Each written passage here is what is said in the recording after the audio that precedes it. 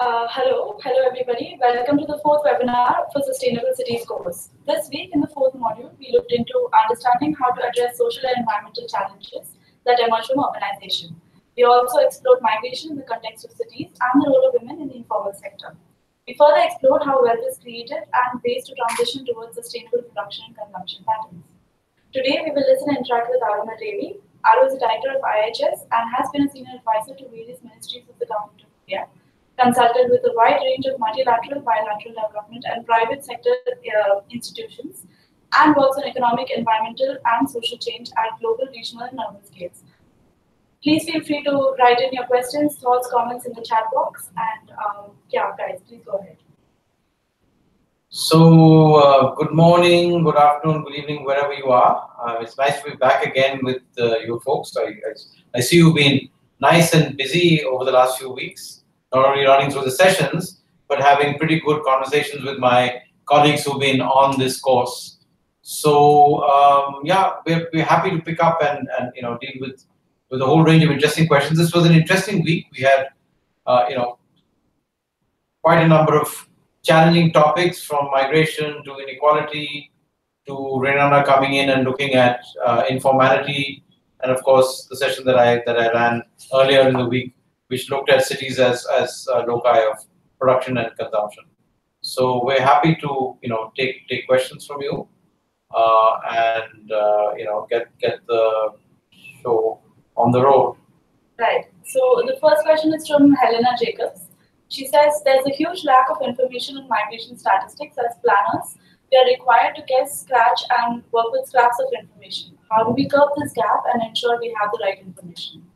Yeah, this is very true. I mean, I'm not sure which part of the world you're sort of writing in from, Helena, but basically there are two sets of migration numbers. One that comes from national governments, which typically come from censuses.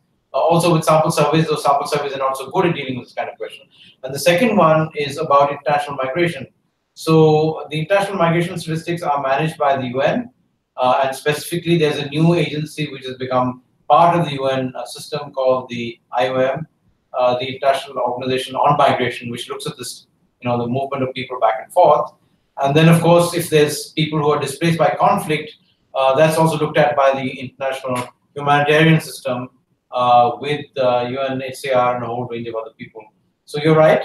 This is a big challenge. I mean, to give you an example, over the last many years, I've been going back and forth with Istanbul, working with colleagues in Turkey, and Istanbul has seen a huge growth in the population of migrants coming out of conflict in West Asia, particularly Syria. I imagine that almost 750,000 people in Istanbul who come from there. And one of the challenges that the mayor shared with me when we were having a conversation was really how to provide basic services, whether it's health services in some cases or education to people who come into a different culture. And for that, you need statistics to be able to give you a sense of how to plan for it. One of the particular challenges they were having there was a lot of the Syrian middle class had actually moved to Istanbul, and the entire demographic, or let's say the health burden profile of Istanbul had changed. So suddenly cardiovascular disease or let's say diabetes was becoming an important question, for which they didn't actually have enough hospital facilities or healthcare facilities. So that's typically a kind of question that a planner, whether it's a health planner or urban planner, would deal with in trying to come to terms with these kind of challenges. Right, thanks for that. Stephanie from Paris asks, the current situation in Europe is disgraceful, the way we are dealing with a large group of people who are trying to escape a war that we ourselves are participating in. Do we need an educational reform on the way we deal with such issues? Of course, no question about that. But I mean, this is a complex challenge of geopolitics. I'm not sure whether we can deal with it only at the city level. This is a question of how not only in West Asia and in Syria in particular, but if you looked at conflicts in many other parts of the world, whether it's in certain parts of Africa, in Rwanda, for example, almost a decade and a half back, we had a situation that's probably in some senses, at least in its intensity, was more severe than what we're seeing with Syria. So I think what we have to recognize as both professionals and citizens of our own countries is that there are responsibilities that we have not only in our own environments, but also in terms of the impact that we have in other places. And to be able to maintain solidarity and make the connections is very critical. So in some senses, the people who are dealing with the forefront of sustainable development and the SDGs are actually people who are delivering services in frontline conflict-ridden situations in many parts of the world. You know, whether it was in Cambodia maybe 40 years ago under the Pol Pot regime and what happened later, or in other locations in the world, we have similar challenges in some parts of Europe, especially in former Yugoslavia, as things were breaking down. So, you know, forced migration or displacement due to conflict is becoming an increasing reality. But the other thing that I think may be useful to think about is the fact that even within cities, there's a huge amount of displacement that we see. If you look at many Latin American cities, this is a lived reality of everyday existence, that people are displaced from one part of the city or the other. Conflict is very real there. And I think we need to address these questions as urban professionals, and of course, obviously in the educational system, because that's where, you know, we're able to deal with foundational questions and also try and look for solutions as we move forward. Parul asks, should citizenship be redefined, being cognizant of migration in cities? And if so, how can it be redefined? Well, that's a very big question, because member states of the UN, of course, would have some fairly strong views about this. For example, in many parts of the world, dual citizenship is something that's not necessarily accepted. While in actual fact, because people move back and forth, in some senses they shouldn't lose their basic human rights, and depending on where they go and where they come from. So this relates to at least two things: the nature of the nation state and how we relate to it as citizens. The second thing is it relates to a much larger debate that we'll pick up later in this series around the right to the city. So the question around the right to the city, of course, is do you as an individual or as a community or a family group, when you come to a new city, do you have a right to the city in terms of a whole range of basic services, a whole range of rights that actually tie in with the urban fabric? And is that only available to you if you are a citizen of that country, or if you happen to be a migrant that's come in there in search of jobs and new opportunities? Do you have the same rights? And this is, of course, a very, let's say, it's a very sensitive question, and we find this becoming a very important issue in North America, where various political administrations are trying to erect walls and barriers. I think in most parts of the world, walls and barriers have not worked. I mean, if you look at the history of Berlin, for example, Berlin was a divided city for a very long period of time as a division between East and West Germany. But we've seen the walls crumble, and the fact that walls themselves can hold people in for a limited period of time.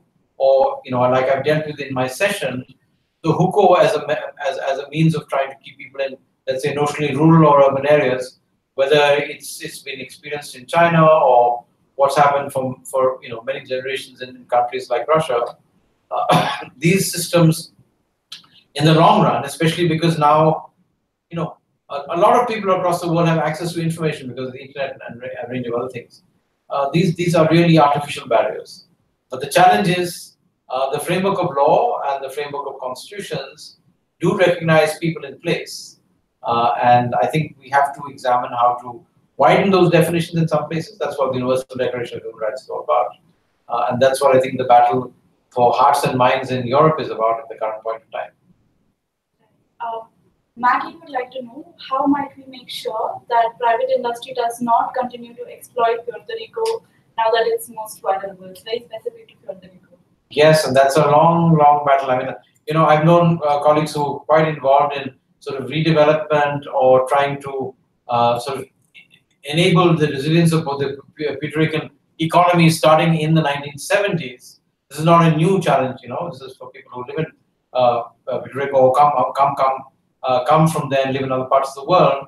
This is a sort of ongoing question of what happens to, let's say, within quotes, offshore territories of large countries, large federal countries. This is a question that you could ask in a sense of pretty much any part of the world, whether it's a small island development state, If you take this, you take Nauru, for example, which for many, many years was a significant exporter of phosphates for, and which is a very important fertilizer for many parts of the world. And, after the phosphates were over, the question then is, what is the value of Nauru, or a very small country, whether it's, relatively rich and well endowed, like Luxembourg, for example, or Liechtenstein in Europe.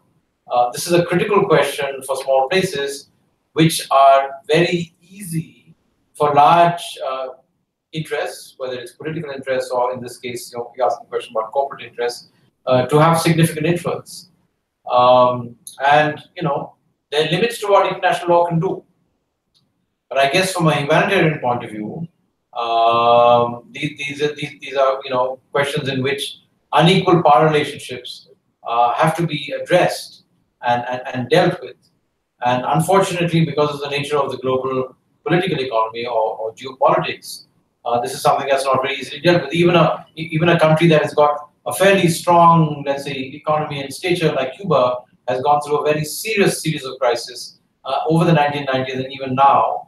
First, because they were cut off from a whole range of economic activities. There was let's say, an embargo on economic relations with them, with their most significant and largest neighbor. They were cut off from a whole range of other supports that they got from the Soviet Union. And then more recently, as Cuba is reintegrating into, let's say, the North American and Central American economic zone, how do you try and do that in a more or less equitable manner is a hard question. And I think cities have an important role to play in that conversation. And how they're planned and how you deal with a whole range of social development and political questions become quite. Gonzalo Miranda has a question for you. With the increase of sea level, many peninsulas and small islands are at high risk, and probably whole countries and nations will have to be relocated. Are we prepared for such an event? What are your thoughts? Well, this was one of the most important questions that we were trying to address during the Paris negotiations in 2015 around the Paris Climate Agreement. And in fact, I'm actually working literally at the moment. I just came out of a call on this question. I'm working with the IPCC on trying to produce a special report on 1.5C. And basically, the idea of 1.5C is that the Paris Climate Agreement agreed that we would try and keep global warming at the global scale, at the global averages, below 2 degrees. But both the small island development states, exactly what you're talking about just now, and many least developed countries who are dramatically under, let's say, climate impact as far as, let's say, drought or loss of livestock because of drought are concerned, is that they both, I would say, force the negotiations and force the scientific community to ask the question of what if we're able to keep climate sort of the maximum warming that we will experience after sort of both, at the current point of time to 1.5C. So we've been working like crazy over the last year and a half to try and answer that science question, because currently we're at 1 degree C. That's what the current and it's literally a hop, skip, and a jump to hit 1.5. And at 1.5 itself, we expect to see significant impacts, especially in coastal areas. Certainly at 2, we will see massive impacts because the low elevation coastal zone across the world, has at least 400-500 million people, irrespective of whether you look at it in Egypt or you look at it in Bangladesh or you look at it in China or you look at it in other parts of Central America, especially in areas that are continuously now being hit by multiple rounds of hurricanes in Central America and the Caribbean Basin, or what we call cyclones in the Indian Ocean, or other forms of storms that you find in the Pacific Basin. So we're seeing this pretty much across the world. This is driven by physics, but at the proximate level, this comes from human beings being too many, consuming too much resources, and putting too much carbon dioxide and other greenhouse gases into the atmosphere. So absolutely, we have to prepare for this. It would be a great tragedy, and this is exactly the story that we hear from country after country, including Fiji at the moment, who currently hold the presidency of the COP. The current COP is held by Fiji, and Fiji's just been hit, less than 2 months ago by a significant storm. and storm surge. So yes, it's something that we are preparing for, and I really hope that it doesn't lead to large-scale displacement. But I know that many younger people in islands in the Pacific are actually starting to look at livelihood opportunities and moving to other territories where they're not going to be exposed to this. So Neerja asks, what can an ordinary citizen do to influence positive responses to migration and inequality issues within his or her limited resources? Well, I think the most important thing to do for, as an individual is to be able to recognize that, we are all migrants. Whether it's our generation or the generation before that, pretty much across the world.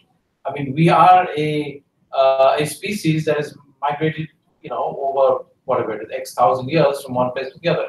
So in some senses, people will think being sort of in politics, but we are effectively all mongrels. We come from all over the place. So the question of your being rooted to a place and having a right to that particular place is something that we could actually contest. So I think the first thing is to examine where we come from as individuals or as communities, and then to recognize that to be able to embrace other communities who come to that same location and help support them and ourselves together to be able to do that is a very significant thing. But I mean, to answer the question more structurally, the whole process of urbanization comes like we dealt with in the session that I laid out. First, of course, the growth of urban populations in themselves. So the natural growth is a significant part of urban growth pretty much across the world, and we often forget that. But apart from that, people migrate for a whole range of reasons. Usually they migrate from rural areas to small towns, and then from small towns to large metropolitan cities. In areas where dramatic change has taken place because of economic reasons, like let's say in China over the last 2 decades or so, or in other areas which have been struck by multiple sort of hazardous events that you see in many parts of the world, including Latin America. You'll find people making the jump from rural areas to urban areas, and this is what's happening in, let's say, some parts of West Asia at the current point of time. So we have to understand that this is a natural process, and as the world sort of urbanizes, this is how life will actually be. So we have to design our governance systems, our systems of planning, our systems of being more compassionate to accommodate that process, because after all, we're all citizens of the world, and irrespective of where we come from, I guess we have the right given to us by both the sort of human rights framework, but also our own national constitutions, to be able to move and find better ways and places to live. So that's going to be an important thing for us to carry as a message right across the world. Because if you don't have compassion and you don't actually share resources, in some senses, what is sustainable development about? It's not about some people somewhere else. It's about all of us everywhere. And in that sense, every country in the world, including the most developed, so to speak, is actually a developing country, because on some count or the other, there's going to be a deficit. Right. On that same note, Ilangovan from Chennai has a question. To address migration in large-sized Indian cities, we need to devise a strategy on rural-urban linkages, as well as managing urban-to-urban migration by way of developing medium-sized and small-sized cities with smart foci that reduce pressure on bigger cities. Are there any policies or programs that currently address this? This is an important point you're making there. I mean, the thing is, often, especially in economic development, we do not think spatially. So, whatever region you take of the world, whatever country you take of the world, there is what we would call a system or a hierarchy of settlement. So you have, in some cases, still a lot of villages and people of various people in various sizes of rural settlements, and then you have small towns, then you have medium and secondary towns, and then you have million cities, and then you have large mega cities like the one that we're currently sitting at the moment.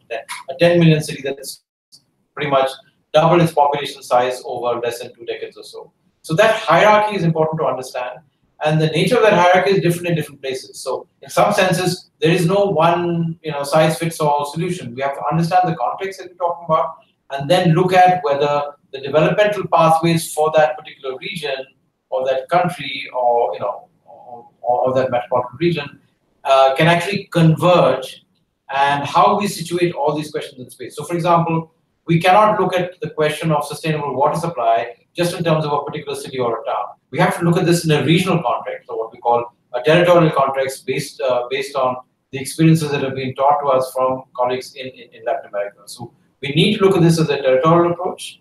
The New Urban Agenda certainly lays this out as a fundamental organizing principle for sustainable cities and urbanization.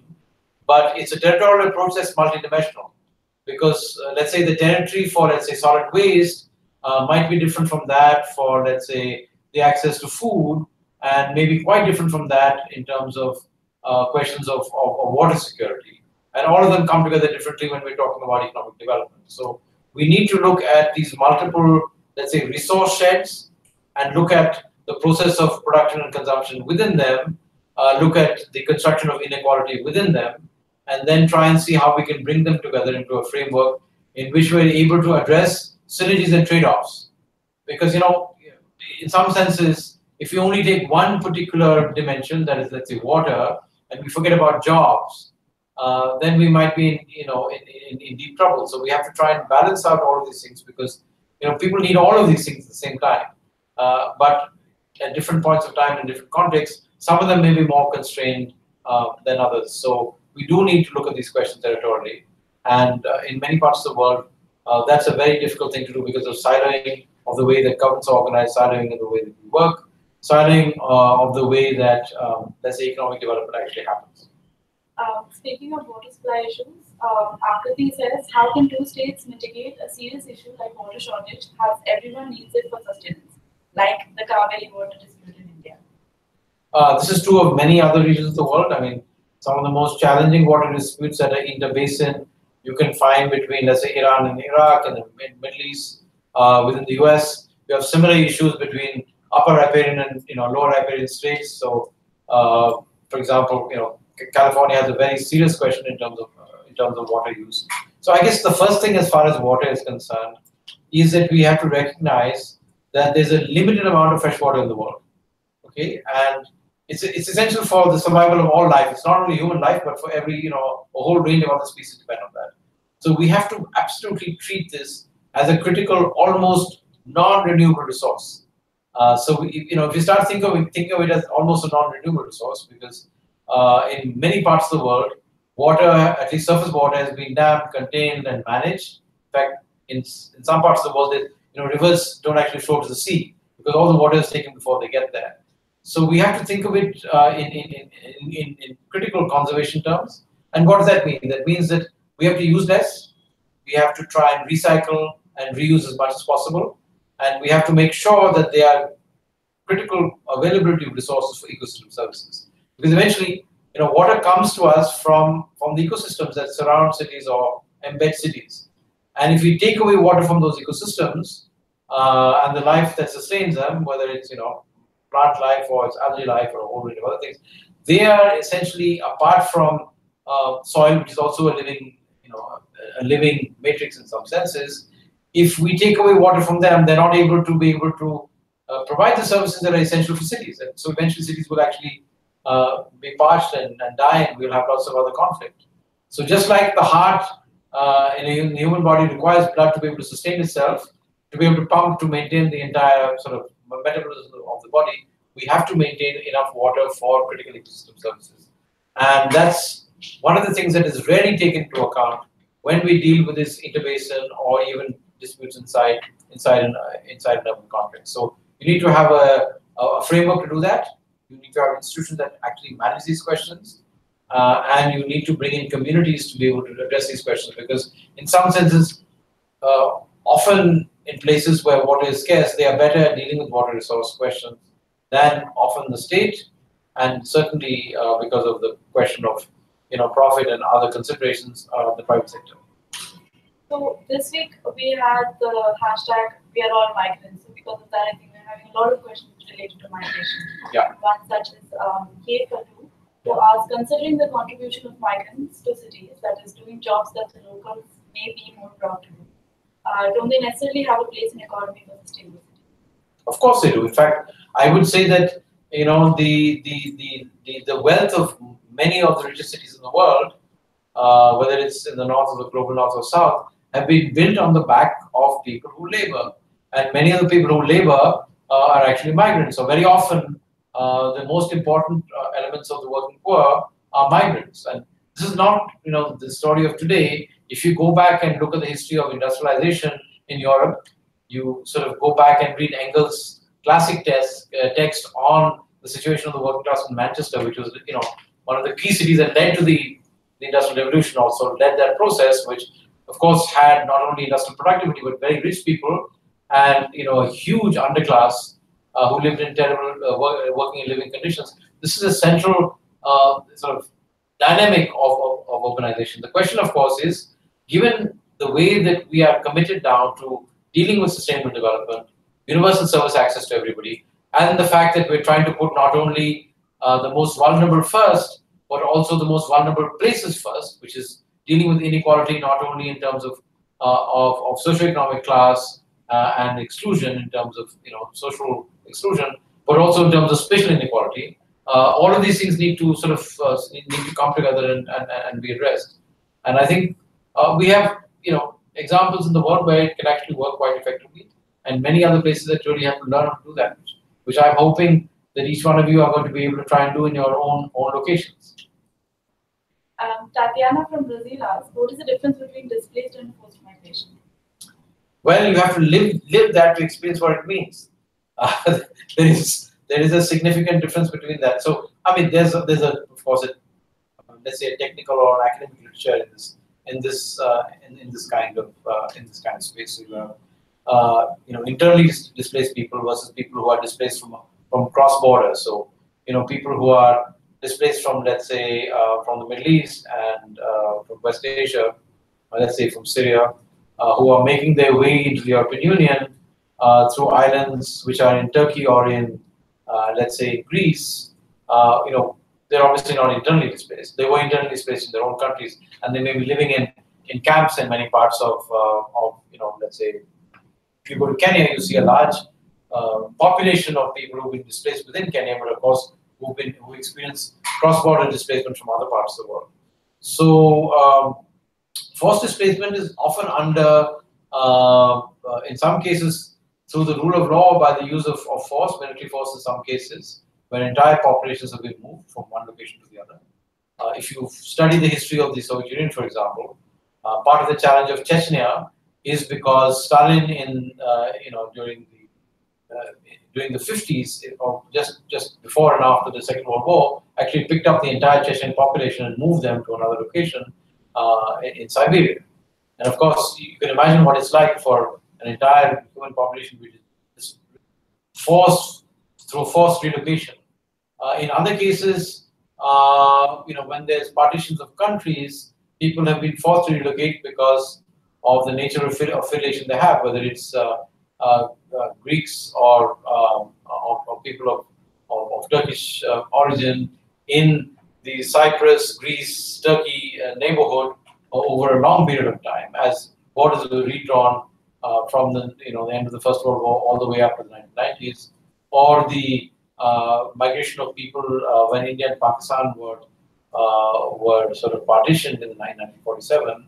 These are processes where individual communities actually have no choice, or they're forced to actually sort of migrate out into other contexts. Other people, of course, are forced out because of challenges of environmental crisis, of access to resources, and we're expecting to see in many parts of the world. And I think that was an earlier question that came up of what happens because of climate change and impacts as far as climate is concerned. And we're expecting to see, especially in low elevation coastal zones, significant impact as far as that's concerned. So Gonzalo has a follow-up question. Are there any conversations with countries that can host a whole nation within their room? Yes, of course. I mean, in the Pacific, we've been seeing this for a very long time, and I think this is a conversation that's been happening with some of the larger countries in that region, Australia and New Zealand. Of course, this is a complex question in some senses, but there have been systematic processes of relocation in some cases for small island developing states. There are many questions of ethics and human rights that come to bear in this. But effectively, much larger countries, including the country that I belong to, which is India, with a population of 1.3 billion people, in some senses, for us to be able to add on a few 100,000 people that come to us from a small island state is not a big deal. But there are questions of sovereignty, there are questions of popular sort of acceptance of this. And that's why I think some of the things that we've seen that have happened in Europe over the last 4 or 5 years, whether it's because of the action of, let's say, Pope Francis, who's been very forward-looking in this question, or let's say the German government or government in Scandinavia accepting migrants from other parts of the world. This is something that I think we have to be able to be open to. We have to embrace in some senses, because this will happen, and we have to respond to this, both as sort of equal citizens of the world, and also as those who will, in solidarity and in economic connectedness, have to reach out to other people. So Jose Manuel from Spain asks, migration discussion is biased towards forced migrants from wars, natural disasters, and so on, keeping aside other migrants from most developed countries. How do we address this marginalization? Well, I think that's because of the situation of forced migrants is extremely poor, and I mean, let's say this is a long discussion that we had maybe a year and a half ago when I was in Brussels at the European Union, and we were talking to the leadership of the European Union, and essentially saying that you cannot live within a very circumscribed context. Of course, you can't do that. Notionally, some countries are trying to build walls, and we've seen walls being built in the past. We have walls that are being built, in Israel and Palestine. We've seen walls being built in Germany, etc., etc. But the fact is that some parts of the world, and I take a particular case of Europe, have a fairly stable or declining population, and that's not going to change very rapidly over the next few decades. And just sitting outside that region, whether it's North Africa or other parts of Africa, or even in some parts of the Middle East, you have areas that are tied to them. In some cases, because of historical ties, like between France and some of the French colonies, former colonies in North Africa, or because of economic ties. In some senses, some of the significant economic benefits that many countries in Europe have experienced, like, let's say, large Turkish populations in Germany, which have been very important to the economic development of Germany, the build-up after the reunification, etc. So, if you want to be able to derive the benefit from labor that's more effective or more productive or cheaper, or if you want to derive benefits from the fact that these are markets that you can export to, in a connected world, you cannot sort of take one thing and not take the other. And this is a big irony that we have. Today in the world, there's a free flow, in a sense, of capital. Capital can pretty much go wherever it wants to. There is an increasingly free flow of information and technology. Not everywhere, but it's more mobile. But people are hugely immobile, and especially people who don't necessarily have the resources and who really want to make a different life for themselves. So I think there is a good reason why this is a very important question that we have to deal with. Also, because inevitably you cannot build a fortress and have 500 million people sitting outside that fortress. I mean, you just have to look back to the history of Rome in Europe to understand what happened to Rome between the 2nd and the 4th century in the Western Roman Empire, to understand what it means to actually have an entire sort of cultural zone or civilization actually collapsing in that context. We have to really look to our histories to understand what this means, to understand what it means to build solidarity and build this up. Because sustainable cities are not islands. They're in a matrix of social and economic relations. They're tied in, and that's the reason why they are so powerful and so effective. So you can't take the good things without accepting the other things which are not maybe so easy to accept. Nikki Kemp says, the future of work in digital, technical, globally connected world will require a different response to where we work. How does this future factor into the development of homes and cities? So I think one way of looking at this is to look at the segregation of the workplace and the residential, where we live and where we work, which has come to us from 19th and 20th century planning. So one of the core tenets of sort of planning or modernist planning has been the separation of the workplace and the home. Now, in many pre-colonial cultures, and you see that in many parts of the world even now, most neighborhoods are mixed use. But with the growth of modernist planning, it had a history to it and had a history to redevelopment. In some senses, we were able to separate the two out together. And you had zoning, which basically said that these were central business districts, and people commuted in and out from those areas. That led to the development of suburbs and suburbia. You have the technology that enabled you to do it in the form of first, rail cars and then personal cars and a whole range of other things. But that's breaking down pretty much across the world just now. Partially because we find that, that central business districts, or the way that they were developed in the 50s, 60s, and 70s, actually became hollowed out centers of cities, which became centers for, significant challenges on terms of economic development, in terms of jobs, in terms of crime, etc. And in city after city across the world, we've seen the redevelopment of those areas. I mean, Melbourne is a wonderful example. One of the more livable cities in the world. It's always among the top 3 or 4 in the world.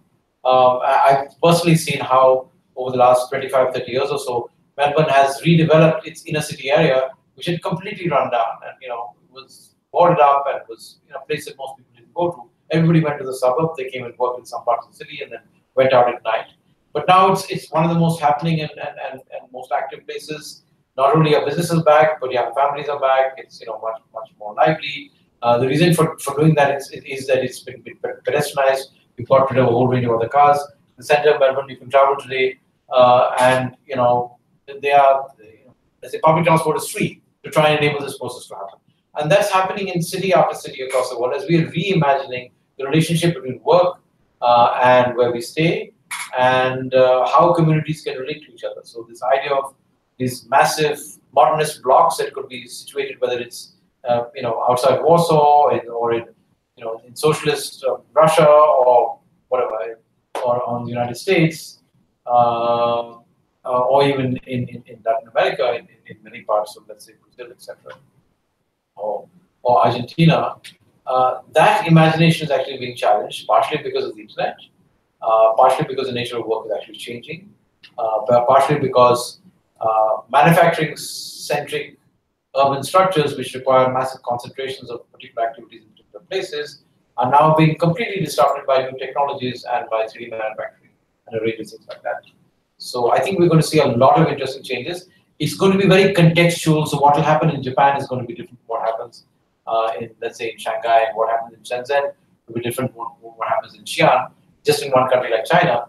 So we really have to understand this in that particular context. So understanding the history of cities, where they come from, how economic development is going to work, who they connected with, and what particular things are going to drive that is going to be exciting and interesting. And we hope to start sort of explore that in later sessions in this course.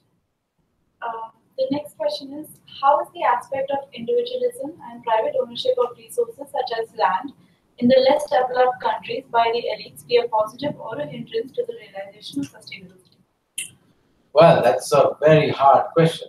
In a sense, this is a very important question that people try to answer in anywhere from the 50s to the, I would say, 70s to the 90s in some parts of the world. So in some parts of the world, obviously in the socialist bloc, or even China, the ownership of land was taken over by the state. Some people call that communism. There were various forms of that. In other parts of the world, you didn't necessarily have a communist takeover, but you had land that was socialized. I mean, in a country like Tanzania, for example, a lot of the land, or let's say most of the land, was taken over, and the state was in charge of trying to husband it. And find that in other parts of the world. In many parts of Latin America, what you find is there was a movement from state control to actually, enabling a lot of that to be moved into private hands. And in the transition economies, after the fall of the wall in Europe, you find a lot of state-owned enterprises and lands that were taken over by the state in the 1940s, actually returning to the original owner. And I've seen that for myself in countries like Hungary or the Czech Republic and places like that. So this is a central question, which is very important to how we actually manage and how we govern our own state. So this is the ownership of land and property. Central question there. And I don't think we've seen the end of history in this space. I mean, we don't have settled questions that will never change in time. So you see this pendulum moving back and forth. In some cases, to much more private ownership and sovereignty of let's say of the individual vis-a-vis the collective. In other areas, you've seen it move the other way around. You move from private property to much more collective ownership. But the nature of cities and sustainability can be changed very dramatically as far as that's concerned. The only thing that I would say that one of the big battles that we fight, irrespective of private ownership of buildings and residences, is what happens to the commons. Because ecosystem services are very often delivered by commons across the world. And if we are not able to assert collective management and ownership of the commons, then very often that private ownership will actually mean very little. So in a country like South Africa, which had a whole range of conflicts around the apartheid structuring of cities and townships, even now the question of how you deal with the provision of ecosystem services that provide you the water, for example, that a city like Cape Town has to deal with because of oncoming climate change and differences in water use, is something that relates to how private property is held and owned. And they doesn't land tenure relations have a whole continuum of different systems and instruments to deal with the question of what you own, what you can use, what is collective, what is individual, and what is common. And I think this is part of both the culture and the political settlements that different countries have to compete with, and it will change. So I think there's no universal solution or response to this question. It's very, very context dependent. Kenisha has an interesting question. There's a significant degree of inequalities in various aspects among large cities and medium cities. So how can we obtain a balance between city size and provision of basic services? Okay, this is an interesting question, an area that a number of us actually do some research on. I think the jury is still out on this question. So there is one way of looking at this, which basically says that agglomeration economies are what you should go for, and there are no limits to agglomeration economies. This is what's driving, in a sense, the development of hyper-urbanization in countries of East Asia, where you go from a million city to a mega city to 100 million mega-urban region. That's happening in many parts of the world. Also, in some parts of North America, you see that kind of trend, or even in some parts of, let's say, Latin America. So the understanding that comes from the understanding that cities are fundamentally driven by agglomerations of scale and scope. Now that we have a whole new range of things to be able to connect us all together, but in actual practice, resource constraints and the fact that cities concentrate poverty, inequality, and conflict start sort of bending the curve as far as that's concerned. So if you look at it in terms of optimal control theory or in terms of economic geography, there are certain levels of density and agglomeration sizes beyond which it actually becomes counterproductive to agglomerate more significantly. So we have to find, or let's say, cultures have found those optima over time in particular areas and regions, because it's earlier in agrarian cultures in which you had urban centers, these were actually driven by a whole range of natural resource constraints. You have enough water, you have enough food, how much connectivity can you enable in terms of trade, or otherwise, are you next to the sea, or a whole range of other questions. Today, some of those things have actually broken down because global trade enables the movement of food across the world in some senses, from areas that can produce it much more effectively into others. So there's that thing that brings it to bear. Plus the flow of money and technology and other resources makes it easier to be able to build those agglomeration economies, especially because they may be driven by fossil fuel subsidies. So as fossil fuels move away from the world, we move much more to renewables. The question for us is, how will that play itself out in the geography that you belong to? And these are questions that I think we're trying to engage with in terms of sustainability, because sustainability has many dimensions. It has a dimension that's got to do with energy, to do with water, to do with jobs, to do with infrastructures, and they all are situated within a context. It's it doesn't make sense talking about sustainability only at a global scale. It can only be operationalized within context, whether it's a city or a region or a neighborhood. Right.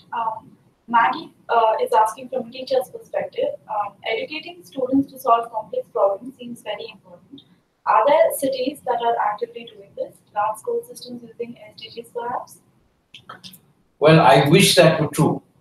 And I hope that some of you can actually go out and sort of address this thing. So, in some senses, all of us, if we were not overeducated, human beings are trained both biologically and otherwise to solve complex problems. The social relationships that we try and deal with, the kind of economic structures that we deal with, are very complex. The challenge is that in many parts of the world, and I'm glad if it's not true in where you're coming from, Maggie, in many parts of the world, our educational system train people to actually break things down into small bits, and because they can control a small bit, they think they can control the overall system. In actual fact, that's not true. The classic example of that is cities, because cities are large and complex systems, they have emergent behavior, and we haven't, in most parts of the world, learned how to manage them effectively for 5,000 years. Okay? But the core challenge is that we have stopped enabling people, or young people, especially in schools and education systems, to think systemically. So we have to teach them, how to work in systems. In actual fact, thinking and working in systems, especially for cultures that are not, over sort of, let's say, over-educated, is a natural thing to do. Some of the best system thinkers in the world are farmers, because they have to deal with all the complexities of trying to, grow a crop, deal with the challenges of the weather, of the market, their own consumption, etc. They integrate around a whole range of things. But then we take them into schools and we teach them agriculture, and then we teach them that there are only three, fertilizers that are important. Then we move those to fertilizers, then we have pest attacks. So we don't think of things systematically. I think a lot of the challenge that we have is to try and come back to living life in a holistic way, which is actually not so difficult to do. We live it fully, and re-educating ourselves about the connection between various things. And cannot live and deal with urban systems by breaking them down only into small parts. It's useful for some things. It gives you a better handle on how to manage, let's say, water management in one particular area. But if you look at the whole system, the system is much more than in some of its parts. So we really look forward to people like yourselves who are thinking about these questions. Teaching systems has been something that many of us have been trying to work on for the last 20 or 30 years. But this is something that has to become a central part of every curriculum. In IHS, which I belong to, this is a central part of what we do here. Because you can't solve systemic problems without thinking systemically. And for that, you have to be sort of re-educated or go back to what you might have learned when you were young to be able to find the answers to that question. There are very few cities in the world that are able to do this in a formal sense. And frankly, the cities that really work very well, you can immediately understand that they think of stuff systemically, because when you walk and step into them, you can find this in their environment. Things tend to work, the scale is right, people smile and are happy, inequality is not so obvious in the streets. I mean, things that make things livable. It's about that. And, if you've been livable for the last couple of 100 years or for 50 years, you're obviously doing something right. And most of those things are being done right because all the systems are coming together. So it's about culture in some sense. So Mrunmayee says, increasing population is creating immense pressure on existing resources in the world. Is changing our lifestyle and consumption patterns the only way to resolve this? Also, in the process of conservation or facilitation of access to resources, we take actions. For example, that's a really long question. Yeah, it is. We will need to about dams, yeah? Yeah, about dams. So let me start answering the first part of your question. So of course, yes. I mean, we have an immense number of people in the world. In fact, if you read *Sapiens*, which is a nice book, I know that some of you have read it. I mean, in some senses, we are like a pest. We're a pestilence on the face of the planet. 7.5 billion of us going to 9 or 10 billion. That's one part of the challenge. The second challenge is that all of us want to behave as if there was no end to the resources that the biosphere can provide us, and we all want to work as if, or want to consume as if we were in a frontier economy. So there's a deep question of consumption and lifestyle. One of the core questions that we're taking the world through the IPCC is, you can use technology to do some things. It's wonderful. Technological changes can enable resource efficiency, can enable the emancipation of people and greater productivity, and the end of poverty and a whole range of things. but there are limits to that, which basically means that we have to consider not only questions of population, that's a separate story, and we've dealt with it somewhere else in these sessions that we're doing with you, but also the question of answering the very basic ethical question of how much is enough.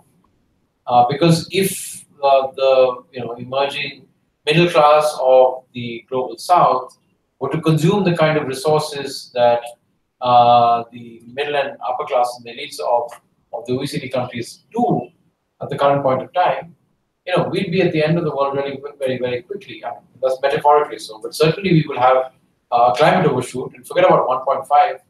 We may be somewhere in the region of 2.5 or 3 degrees above pre-industrial levels, which is going to be catastrophic for a lot of people, including the rich people, who would rather consume today and not bother about the future.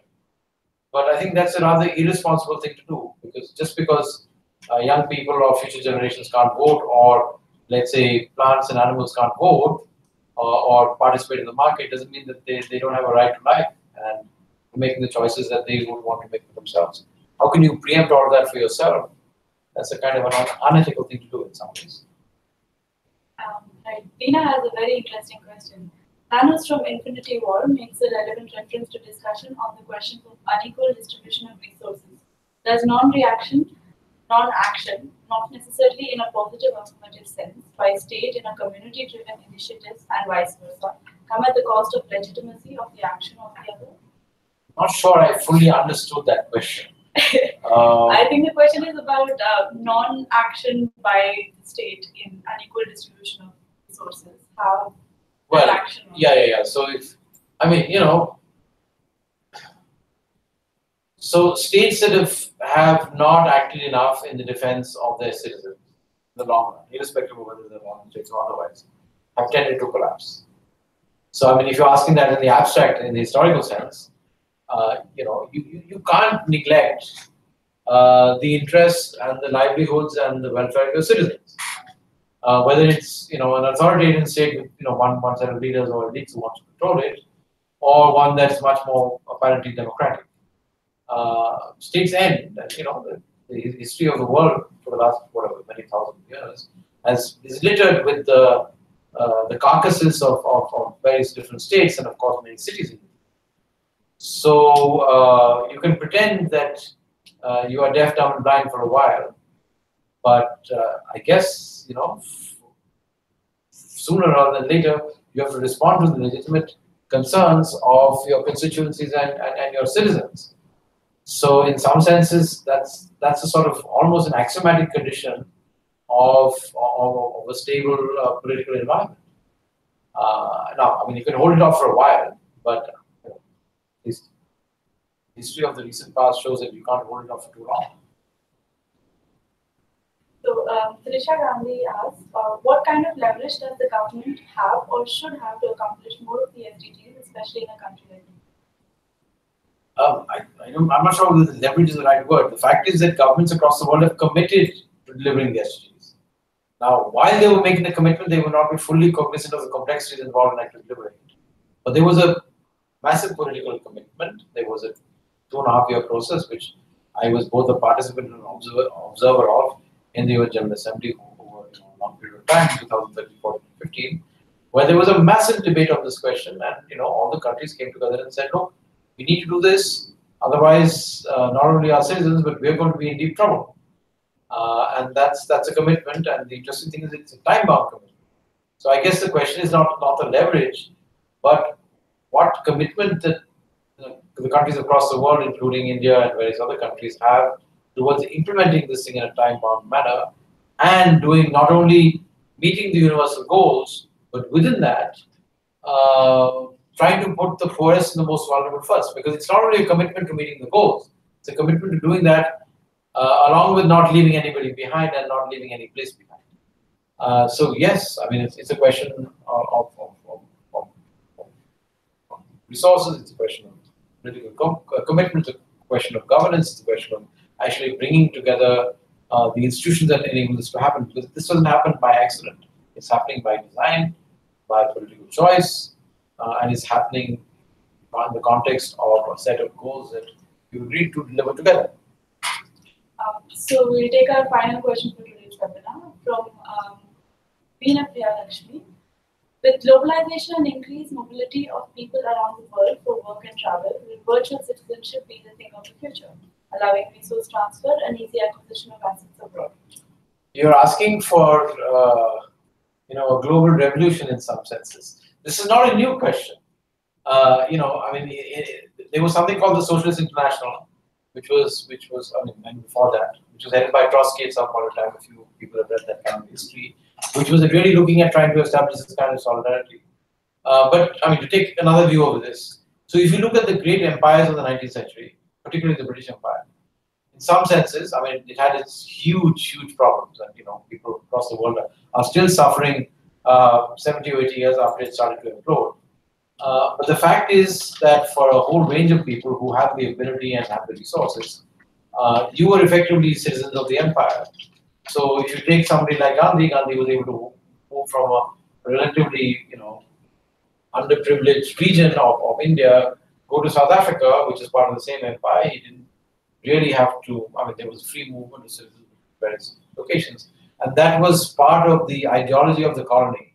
Whether the colony was during Roman times and the colonists was looked at in that context, or it was reconstructed during the the last imperial period that we saw. So there are examples of these things having been tried out in different places. The question, of course, is, will it be equitable for everybody and will it be universal?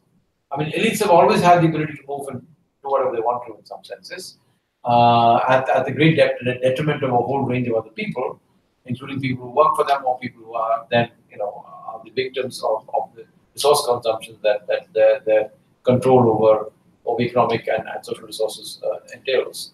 But the universal question is the really critical thing, and whether we are able to set up a frame of governance in which this is possible, because there are deep inequalities not only between countries and different groups within countries. We know that. That's what we're trying to address in this set of sessions and otherwise, but also between them.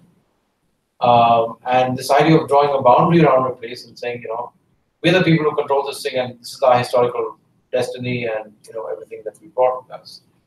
And how we look at that as global citizens is, I think, a very important question. And it's in deep contest. We're in a time and age just now where, from a much more open process, which we started seeing in the 70s, 80s, and 90s, through the second wave of sort of fragmentation of large empires, including that of the Soviet Union, to one in which people are, in some parts of the world at least, are certainly trying to erect more barriers and more walls.